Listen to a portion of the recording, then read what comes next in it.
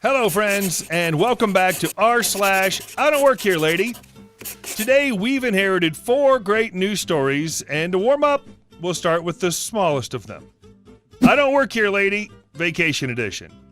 So I'm on vacation with my family. The hotel we're staying at has a nice free breakfast, has one of those waffle machines as well.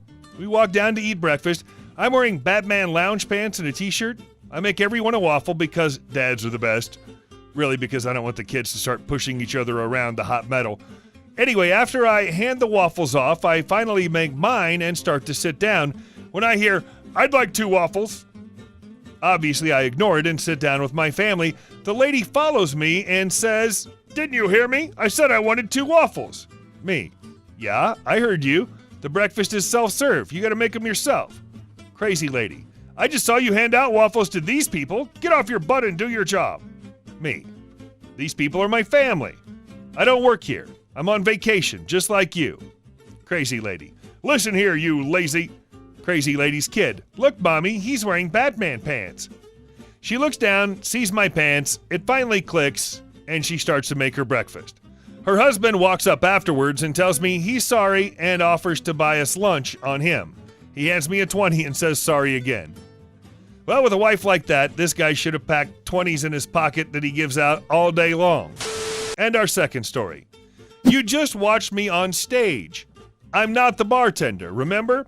So I'm a full-time touring singer/songwriter, and this happens often, and usually it resolves itself very quickly when I say, "I'm not the bartender." But this one didn't go that way. I was playing a show at a bar. I've played dozens of times. I'm good friends with the staff and even have a weekday residency where, when I'm not playing my usual out-of-state gigs, the opening band was on, doing great, so people were already in the spirit of a fun night out.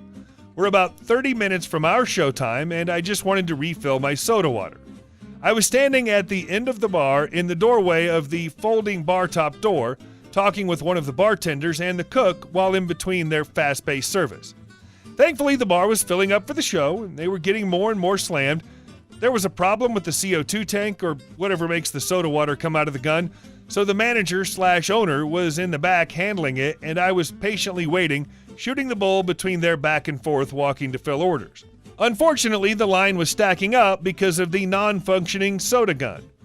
A Karen, about 45 or so, walks up to me and says, "Rum and Coke," without so much as looking at me. It took me a second to answer because I didn't realize she was talking to me. She's digging in her purse and finds her money and then finally looks at me and says, "I need a rum and Coke. The show's about to start and I don't want to be standing here when it does." Delighted she's here to see me, I say, "Oh, thanks for coming. Sorry, I'm not the bartender. They'll get your order right down there." And I pointed to the growing order line. She huffed and made a dramatic gesture of grabbing her purse and huffed on over to get in line. A few minutes pass, CO2's fixed, the backed up line gets their orders, I get my soda, Karen gets her rum and Coke, and I walk on stage. During the show, I can see Karen having a good time at her table with 2 couples. She's solo, wonder why, and she even rewards me and the band with a few loud woo shouts. Usually when I'm telling the story to set up the next song, that's nothing I'm not used to, and it's my job to play music, not teach people manners. So we roll on ahead and have a good time. Standard set is over, and we even get a "one more song" encore with Karen participating, so we play an old cover and throw the jam around for a while, then call it a night. Last call is still about 45 minutes away, so people linger a while, and I go to the merch table to meet a few fans, new and old. No Karen, though. By the time that's done, last call is about 20 minutes away, so I stroll back to my spot at the end of the bar by the bar top door and ask for another soda water. As I'm standing there, who should approach but Karen? I'm about to thank her again for coming to the show and for her enthusiasm while we played, but before I can get it out, she says, "Rum and Coke." Again, without looking at me. Again. I try to be polite to people that paid their hard-earned money to come to my show, and while I was trying to figure out how to politely answer this, the bartender walked over, handed Karen her check, and said quite loudly, "I can't serve you anymore, ma'am. Can I call you a cab?" She was flabbergasted and embarrassed and snorted something about it being BS and looked at me like, "Can you believe him?" The bartender replied, Don't look at him. You just watched him play guitar for 2 hours, then tried to order a drink from him. I think you're done." She paid and stomped over to her table where we could see her relay it all to her friends. They look over and see me waving and give an embarrassed wave back and herd her out the door. Bonus. Months later, I'm playing at a different bar, same Metroplex. A couple come to the show and then to the meet and greet to the merch table afterwards. They look familiar, but I couldn't place them. That's normal. I meet a lot of people until they say, "So, a while back we came to see you at the first bar and this lady we were with thought you were the bartender, and I remember," and we all have a good laugh. Apparently, the two ladies from the two couples worked together with Karen. They were talking about the upcoming show, and she invited herself to come along without knowing anything about me or my music. The best part was when the lady ended with, "Yeah, but she doesn't work with us anymore," with a very satisfied smile. And our third story. I do work there, but this is my home. So when I was 16, I worked at our local pharmacy/chemist with my brother, who was 20 at the time. I was just a sales assistant and he was a dispenser. Could put the medicine in the bag, but had to have a pharmacist sign it. Anyway, because it was local to our home, we knew a lot of the people that came in for their prescriptions. Neighbors, friends, and just people we passed on the walk to work. Like most pharmacies, we were closed on Sundays. Then at 9 in the morning, I heard the doorbell ring and answered. It was a lady who lived down the road from us, but we didn't really know. Let's call her Mrs. B. The conversation went as follows. Me: "Hi, Mrs. B. You work at the pharmacy, don't you?" Me: "Yes, Mrs. B." Mrs. B: "Okay, good. Well, my husband needs his medicine. He needs to take it today." Me: "I'm sorry, Mrs. B, but there's nothing I can do. The pharmacy's closed. I can't just take medicine without the pharmacist." Mrs. B: "What about your brother? He deals with prescriptions." Me: "He's not able to either. We need a pharmacist, and it's closed. You can call the emergency number, but that's all we can help you with." Mrs. B: "But you both work there. My husband will die if he doesn't get his medicine." Me internally: "Should have got it yesterday then." Me: "I'm sorry, but honestly, we can't do anything." Mrs. B: "You need to do it now, or I'll call your manager on Monday with a complaint against the both of you." Me: "Please feel free to. As I said, there's nothing that can be done. All you can do is call the emergency number. I do work at the pharmacy, as does my brother, but this is our home. We aren't working today." Mrs. B: "I will never use your pharmacy again, and you will be fired for this." She then proceeded to storm off. Needless to say, I wasn't fired, neither was my brother. In fact, our manager couldn't stop laughing when he got the call on Monday. Her husband didn't die. He's still alive today, 5 years later.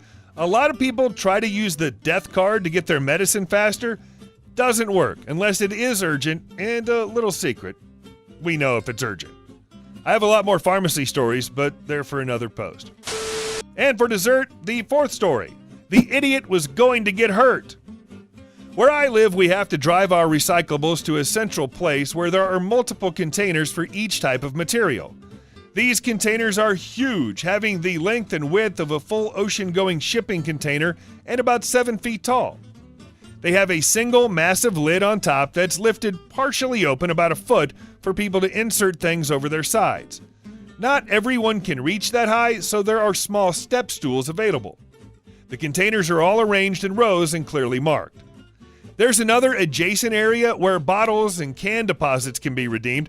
The staff are usually over there working with people, and they're responsible for the entire facility. I arrived sometime mid-morning on a weekday because I'd taken the day off work and was just doing house chores.